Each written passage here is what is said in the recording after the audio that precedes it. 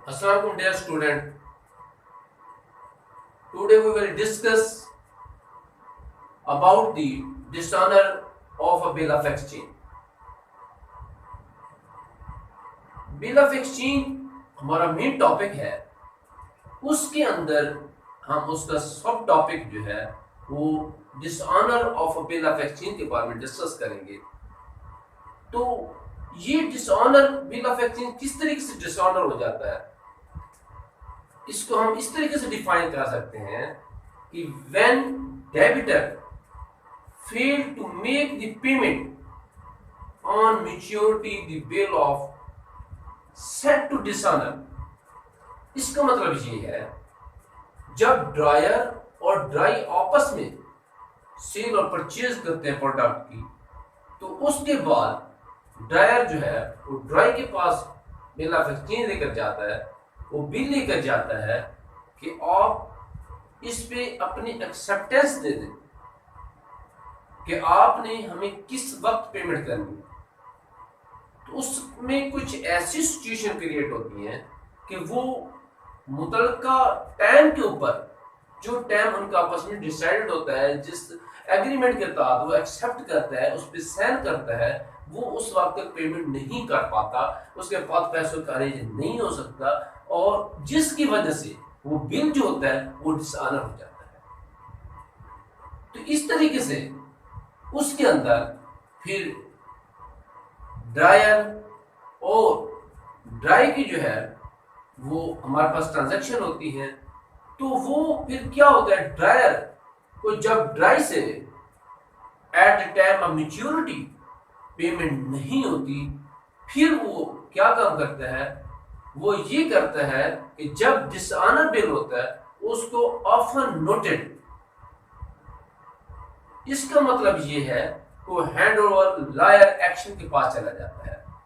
वो बिल किसके hand over कर देता है, लायर एक्शन के पास, क्योंकि वो हमारा जो है वो एक कैपेसिटी होती है आप नोटरी पब्लिक की, कि नोटरी पब्लिक जो होता है वो गवर्नमेंट के तहत, वो अपने असूल के तहत उससे अपना कुछ ना कुछ सरचार्ज वसूल करते हैं। फिर वो एक नया एग्रीमेंट होता है, नया एग्रीमेंट के बाद वो जो है ड्राई उस पे फिर वो एग्री होता है और उस पे साइन करता है, और फिर जाके उसको उस पे कुछ ना कुछ नोटरिंग चार्जेस पे करने पड़ते हैं। तो इसके अंदर हमारे पास होता है कि जो हम नोटरी पब्लिक के पास जाते हैं उसको सारा का सारा ड्रायर जो है वो उसको रिप्रेजेंट कर रहा होता है, और किसके अगेंस्ट, जो एक्सेप्टर करता है उसके अगेंस्ट करता है, उसके अगेंस्ट वो कार्रवाई कर होता है, और वो सारी की सारी रीजन डिटेल में बताता है कि इस रीजन के तहत हमारा एग्रीमेंट हुआ, और इसके साथ ड्राई ने at the time of maturity उसको पेमेंट नहीं की। तो इसमें हम ये देखते हैं कि हमारे पास कौन सी ट्रांजैक्शन होती हैं जब ड्राई जो होता है वो फेल्ड हो जाता है, वो नाकाम हो जाता है कि at the time of maturity वो ड्रायर को पेमेंट नहीं करता। तो इसमें हम ये देखेंगे कि जब when the bill had not been dishonored discounted, ये डिस्काउंटेड, जब बिल डिस्काउंट नहीं होता, इससे हम ये देखेंगे कि when the bill had not been discounted, तो जब बिल डिस्काउंटेड नहीं होता उसमें जो एंट्री पास होती है ड्रायर की बुक में, ड्राइज personal account debit, bill receivable account credit, और कैश अकाउंट क्रेडिट। ये कैश कौन सी अमाउंट है, ये वही एक जुर्माना होता है जो नोटरी पब्लिक जो होता है वो ड्राई के ऊपर कुछ न कुछ उसकी फीस चार्ज कर देता है, जिसकी वजह से उसको वो पे करना पड़ता है। वो कुछ न कुछ ये अखराजात होते हैं जो वो उसकी पेमेंट करता है। इसके बाद हमारे पास ड्राई है डेबिटर, उसकी बुक में क्या एंट्री होगी, उसकी बुक में एंट्री होगी बिल पीपल अकाउंट डेबिट और नोटरी चार्जेस अकाउंट डेबिट, और हमारे पास ड्रायर्स पर्सनल अकाउंट क्रेडिट हो जाएगा। कि इसके अंदर हमारे पास जो सब चार्ज होंगे वो ड्राई को भी पे करने पड़ते हैं, कि वो उस केस की जो भी हमारे पास छोटे मोटे जो भी अखराजात होगा वो उसको पे करने पड़ेगा, नोटिस चार्जेस की शक्ल में पेमेंट करनी पड़ती है। तो इसके अंदर हमारे पास 4 रीजन होती हैं। एक हमारे पास ये रीजन है कि हमारे पास when the bill had not been discounted और रीनेगोशिएटेड, कि ये पहली रीजन हम डिस्कस कर रहे हैं, जिसके अंदर ये देखते हैं कि बिल हमारे पास डिस्काउंटेड नहीं होता और रीनेगोशिएटेड होता है। तो उसमें हम ये डिस्कस करते हैं। ये हमारे पास एंट्री होती है, ड्रायर्स की एंट्री है और फिर ड्राई की होती है। ये इसकी बुक में होती है, क्रेडिटर की बुक में, और ये डेबिटर की बुक में हम एंट्री करते हैं। अब हम आपको इसकी जो समझाते हैं, एक मिसाल आपको तफसील में बता देते हैं कि इस डिस्काउंट ऑफ बिल की एक एग्जांपल है, वो हम आपको क्लियर करते हैं। सपोज इसके अंदर हम देखते हैं कि हमारे पास 2 पार्टी हैं, अली है और ज़ीशान है। अब इसमें ये देखते हैं कि ज़ीशान जो है वो माल सेल कर रहा है अली को।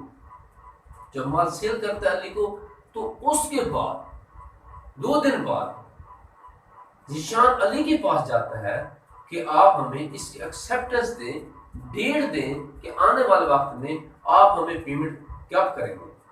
वो आपस में डिस्कस करते हैं, एग्रीमेंट करते हैं। तो 2 माह का उनके आपस में लेन देन का टाइम पीरियड फिक्स हो जाता है कि मैं 2 माह के बाद, यानी कि अगर वो जनवरी में अगर एग्रीमेंट करते हैं तो वो फरवरी और मार्च के अंदर वो 2 माह के बाद वो एक्सेप्टर जो है, डेबिटर जो है, वो उसकी पेमेंट करने का अहल होगा।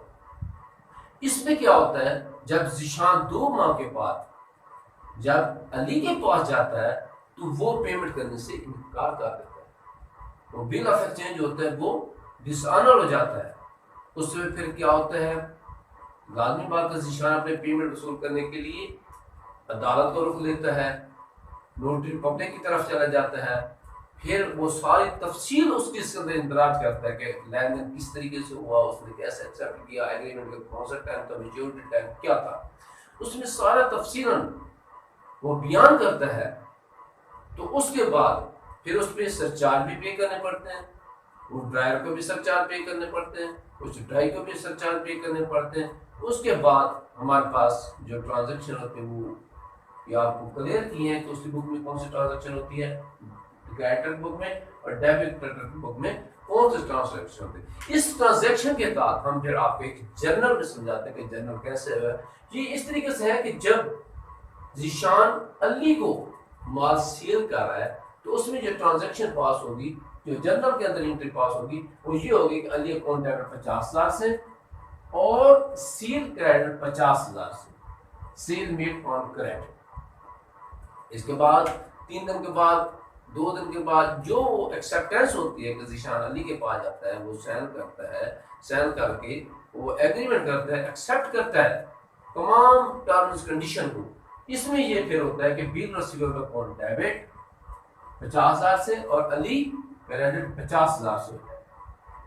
ये जो बुक्स हैं, उसके बाद हमारे पास जब 2 माह के बाद मार्च 4 को जब 2 माह कंप्लीट हो जाते हैं उनके एग्रीमेंट के साथ, जब मैच्योरिटी और पेमेंट का टाइम आ जाता है, जब मैच्योरिटी बिल ऑफ एक्सचेंज का टाइम आता है, तो फिर क्या होता है कि वो चला जाता है अली, ज़ीशान अली के पास चला जाता है। उसमें जो ट्रांजैक्शन एंट्री पास होती है तो इस तरीके से होती है कि हमारे पास अली डेबिट 50,000 से और कैश क्रेडिट 3,000 से और फिर बिल रिसीवेबल 47,000 से। वो जो उनका एग्रीमेंट होता है, जब पेमेंट होती है तो क्या होता है कि 3,000 रुपये उसको नोटरी पब्लिक के सरचार्ज पे करने पड़ते हैं कैश की सूरत में, कि वो जो नोटरी पब्लिक की तरफ से जो सरचार्ज होंगे वो 3,000 रुपये वो उस पर वो पे करेगा, अदा करेगा, और 47,000 रुपये बिल रसीद में डालेंगे। इस तरीके से हम अब बुक देखते हैं कि अली की बुक क्या है। ये हमारे पास जो जनरल है वो जिशान का है,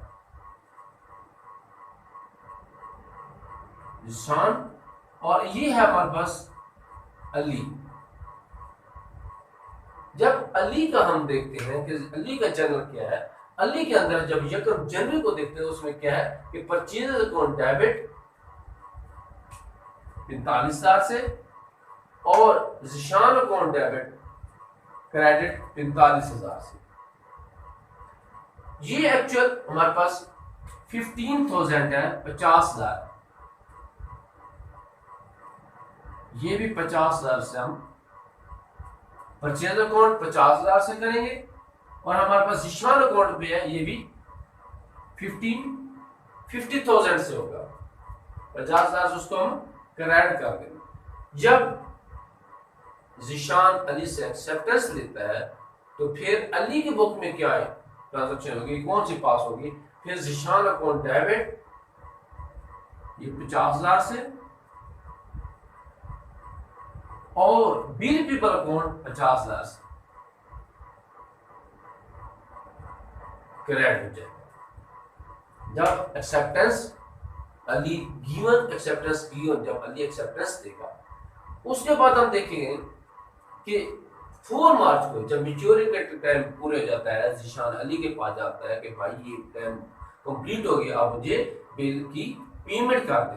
तो जब अली उसकी पेमेंट के लिए इनकार कर देता है तो सिचुएशन जो होती है dishonour of bill of exchange situation पैदा हो जाती है। तो इस तरीके से फिर नोटरी पब्लिक की तरफ केस चला जाता है, उसमें फिर उसको सरचार्ज कुछ न कुछ पे करने पड़ते हैं, एक नए सिरे से फिर लेन देन और एग्रीमेंट शुरू हो जाता है। तो उसके लिए जो ट्रांजेक्शन पास होगी कि हमारा बिल पीपल अकाउंट 47,000 से डेबिट हो जाएगा और ट्रेड एक्सपेंसेस अकाउंट जो सरचार्ज पे करेगा 3,000 से डेबिट हो जाएगा और फिर जिशान क्रेडिट 50,000 से होगा, क्योंकि अली के अपोजिट जिशान है, लिहाजा हम जिशान करेंगे। Bill dishonour and noting charges पे, उस पर नोटिंग चार्जेस नोटिंग बनाई थी तो उस पर नोटिंग के लिए हमारे पास नोटरी पब्लिक का कुछ न कुछ पे जो करना पड़ता है, वो हम इस ट्रेड एक्सपेंस से उसको चार्ज करेंगे।